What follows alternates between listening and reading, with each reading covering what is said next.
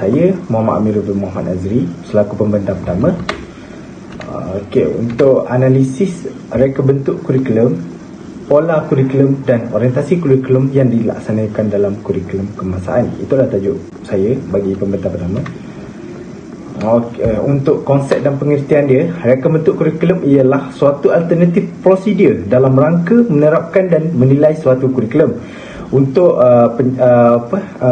konsep model kurikulum pula ialah model rasional atau objektif Taylor yang dianggap sebagai model klasik dan banyak digunakan dalam bidang perkembangan kurikulum. Ini adalah contoh-contoh tokoh-tokoh model kurikulum, iaitu kita ada Hilda Tabah pada tahun 1962, Stenhouse pada tahun 1975 dan Zaiz pada tahun 1976.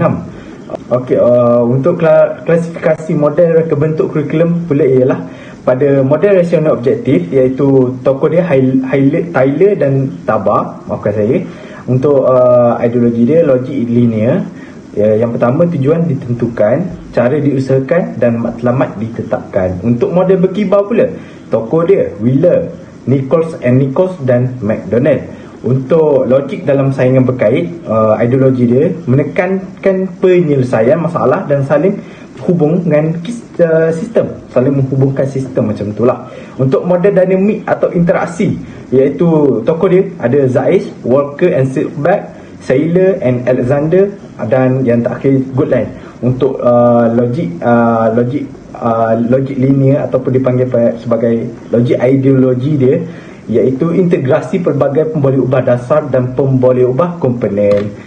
Kita beralih kepada orientasi reka bentuk kurikulum pula.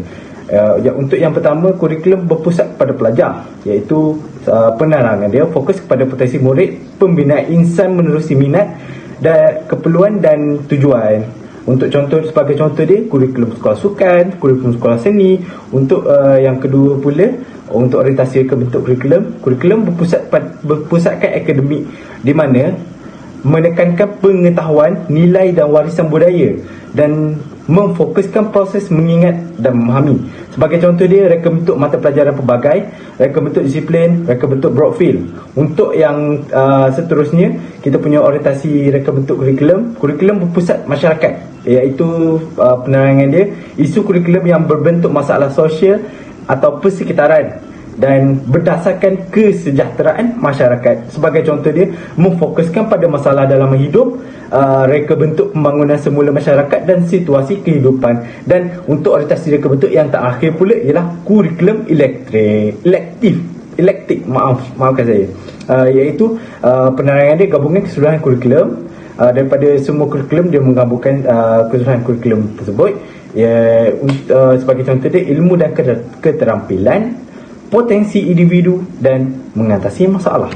Untuk yang terakhir pula, saya punya pola reka bentuk kurikulum, di mana kita ada perancangan. Dalam kurikulum ni ada perancangan, objektif, proses dan hasil. Di mana perancangan ni macam kita tahulah, perancangan di mana sebagai contoh sekolah merancang untuk membuat kurikulum. Dia pergi kepada objektif. Objektif tu apa yang dia nak daripada perancangan kurikulum. Sebagai contohnya, meningkatkan lagi kualiti kurikulum dalam kalangan pelajar. Pada proses pula ialah di mana perancangan tersebut dilaksanakan. Sebagai contoh, guru melibatkan murid-murid dalam kurikulum di sekolah. Dan untuk hasil pula ialah guru-guru dapat fokus kepada potensi murid, pembinaan insan menerusi minat, keperluan dan tujuan. Dia berbalik kepada kurikulum berpusat ke pelajar tadi. Itulah saya beritahu. Kita beralih kepada panel seterusnya. Terima kasih. Kurikulum kebangsaan. Kurikulum kebangsaan adalah satu program pendidikan yang termasuk kurikulum dan co-kurikulum. Yang kedua adalah untuk membantu perkembangan murid sepenuhnya dari segi jasmani, rohani, mental dan emosi. Yang ketiga, ia adalah untuk menanam dan mempertingkatkan nilai moral yang diingini. Dan yang terakhir, semestinya adalah untuk menyampaikan pengetahuan. Seterusnya ialah reka bentuk kurikulum kebangsaan. Yang pertama, ia bersifat elektrik, iaitu menggabungkan 3 orientasi reka bentuk. Yang kedua, menggunakan prinsip penyusunan reka bentuk kurikulum. Yang ketiga, mengaplikasikan model reka bentuk kurikulum Taylor. Dan yang terakhir, ia membuat penilaian berdasarkan penilaian formatif dan penilaian sumatif. Seterusnya, penterjemahan kurikulum dalam sistem pendidikan di Malaysia mengandungi proses yang melibatkan 4 komponen yang saling berhubung kait, iaitu asas pertimbangan pembinaan kurikulum, iaitu falsafah pendidikan kebangsaan, menentukan visi dan misi, menentukan matlamat dan objektif, serta mengorganisasikan kurikulum. Seterusnya, peringkat pelaksanaan kurikulum. Peringkat yang dilaksanakan terbahagi kepada 5, iaitu peringkat pusat, peringkat negeri, peringkat daerah, peringkat sekolah dan peringkat bilik darjah. Seterusnya ialah amalan kurikulum bilik darjah dapat membentuk suasana pembelajaran yang positif dan berkesan, dapat mengurangkan masalah disiplin yang terjadi di kalangan murid serta boleh menggalakkan tingkah laku murid yang berkendiri positif, pengurusan rutin bilik darjah yang berkesan serta menjalinkan hubungan interpersonal antara guru dan murid di sekolah. Komponen yang terakhir ialah hasil pelaksanaan kurikulum dapat membuat penilaian terhadap keberkesanan kurikulum yang dilaksanakan di sekolah oleh guru dan murid. Seterusnya ialah prinsip organisasi dalam reka bentuk kurikulum standard kebangsaan. Prinsip ini terbahagi kepada 2 jenis kurikulum, iaitu pola reka bentuk kurikulum dan orientasi reka bentuk kurikulum.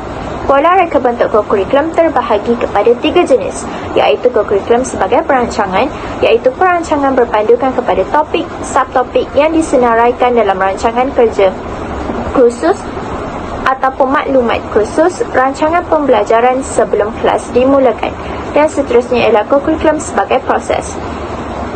Kurikulum ini bukan bersifat fizikal tetapi merupakan interaksi di antara guru, pelajar dan ilmu pengetahuan pengajaran di dalam bilik darjah. Dan yang ketiga ialah kurikulum sebagai objektif. Objektif ditetapkan selaras dengan keperluan pelajar, masyarakat dan pandangan pakar dalam bidang berkenaan berdasarkan falsafah dan maklumat pendidikan, menggunakan kurikulum untuk memenuhi keperluan pelajar dan masyarakat. Yang seterusnya ialah orientasi reka bentuk kurikulum. Kurikulum ini pula dibahagikan kepada 4 jenis, iaitu kurikulum berorientasi pelajar, kurikulum berorientasi masyarakat, kurikulum berorientasi nilai dan kurikulum atlektik. Dan seterusnya ialah analisis pola dan orientasi reka bentuk kurikulum. Berikut ialah organisasi dan penyusunan yang memiliki perancangan, pelajar, atletik, masalah nilai dan proses objektif. Dan seterusnya ialah prinsip organisasi reka bentuk kurikulum dimensi vertikal dan dimensi horizontal. Dimensi vertikal mempunyai 2 jenis prinsip. A. Prinsip kesinambungan. B. Prinsip ketertibaan. Dan manakala dimensi horizontal mendata memiliki 3 jenis prinsip, iaitu C. Prinsip integrasi, D. Prinsip letupan dan E. Prinsip imbangan. Itu sahaja daripada saya. Terima kasih. Seterusnya, aplikasi model kurikulum Taylor. Model ini diperkenalkan oleh Ralph Taylor pada tahun 1949. Ianya adalah model terawal dan banyak digunakan dalam perkembangan kurikulum di Malaysia. Ianya menekankan tentang pembelajaran yang terarah, dirancang, dikelola oleh pihak sekolah. Menurut Taylor, penggunaan objektif dalam perkembangan kurikulum sangat mustahil untuk mencapai sesuatu tujuan. Selain itu, penekanan yang perlu dititikberatkan dalam proses pendidikan ialah pembentukan tingkah laku. 4 dasar utama model Taylor adalah objektif, kandungan, kaedah dan penilaian. Objektif adalah matlamat guru terhadap pelajarnya di akhir pembelajaran. Objektif pelajaran haruslah selaras dengan keperluan pelajar di samping isi kandungan yang sesuai dengan keperluan masyarakat.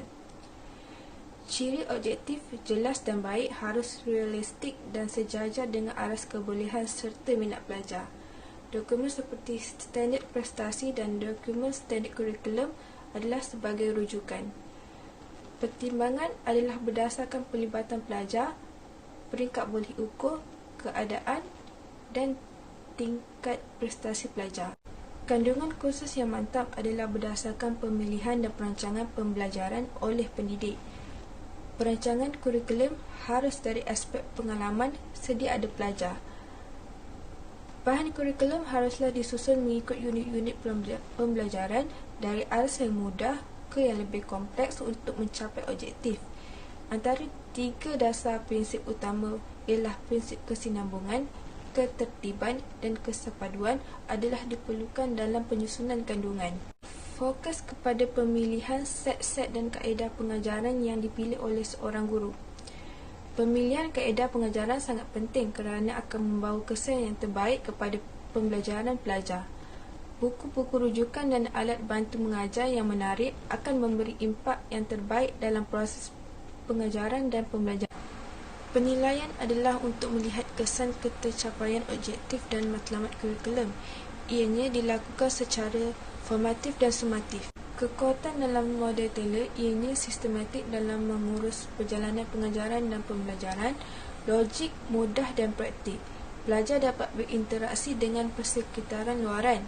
Ianya berorientasikan penilaian untuk keberkesanan pengajaran.